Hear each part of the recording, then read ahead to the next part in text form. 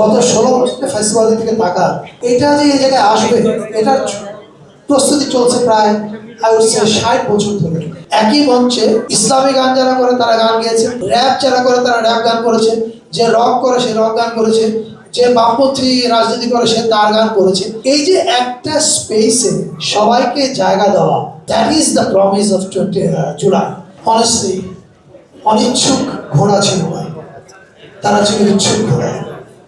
মানে আমি তো বলবো যে তাদের মধ্যে একটা প্রতিযোগিতা ছিল কে শেখ হাসিনার বেশি কাছে যেতে পারে,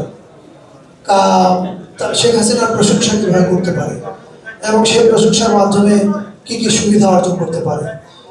এই জায়গাটা যদি আমরা পরিষ্কার না হই তাহলে আমি বাংলাদেশের যে মানুষের মধ্যে ক্ষোভ, আপনি এই ক্ষোভকে উপশম ঘটাতে পারবেন।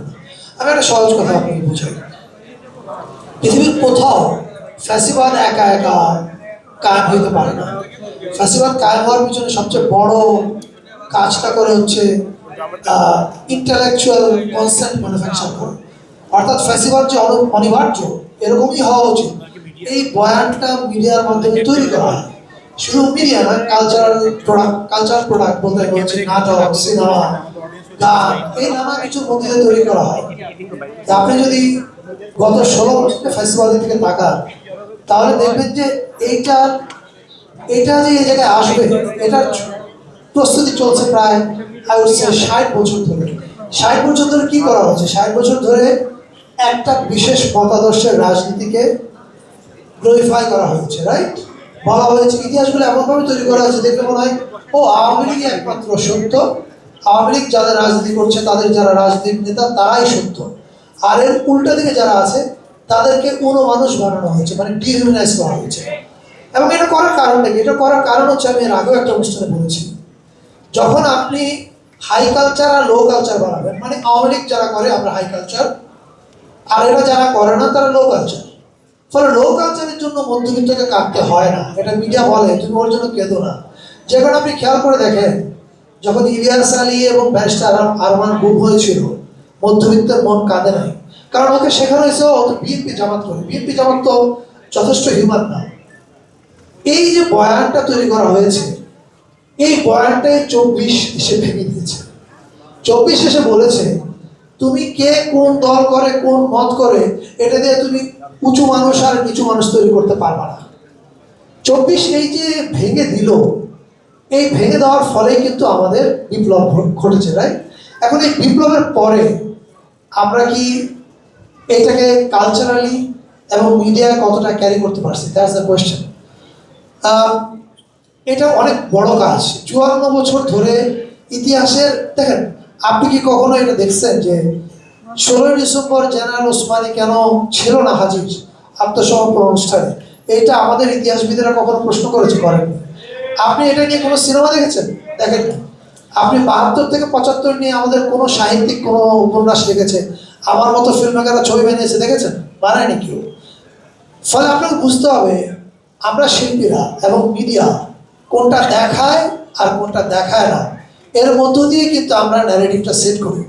আমরা যে অংশগুলো দেখাই না, যে 72 থেকে 75 দেখাইনি, রাইট? কেন দেখাইনি? কারণ ওটা দেখাইলেই বোঝা যাবে যে ফ্যাসিবাদের পয়লা সূচনাটা আসলে 72 থেকে 75 হয়েছে।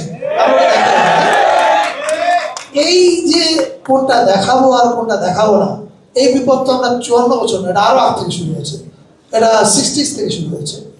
আপনি ভাষা নিয়ে কেন নাই হয়ে গেল খোঁজ নেন, তাহলে বুঝবেন যে কেন এগুলা কেয়ারফুলি অমিট করা হয়েছে, কোনটা কেয়ারফুলি ইতিহাসে গ্লোরিফাই করা হয়েছে। এখন হ্যাঁ,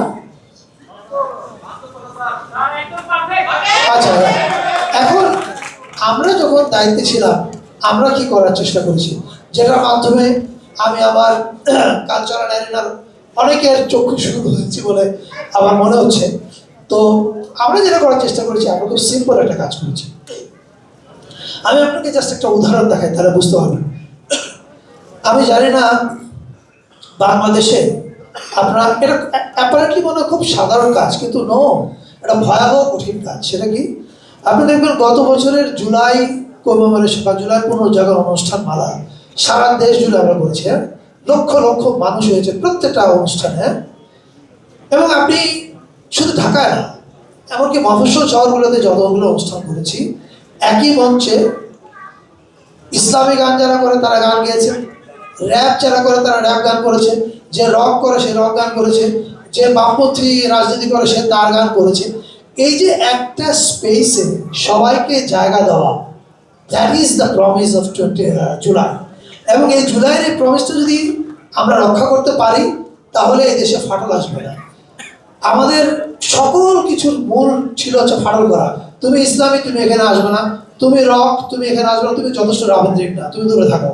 এই যে নানান রকম মানে কি বলে ক্ষোভ তৈরি করেছি আমরা, এটাই বাংলাদেশের ফ্যাসিবাদ সূচনা করার মূল কাজটা করেছে।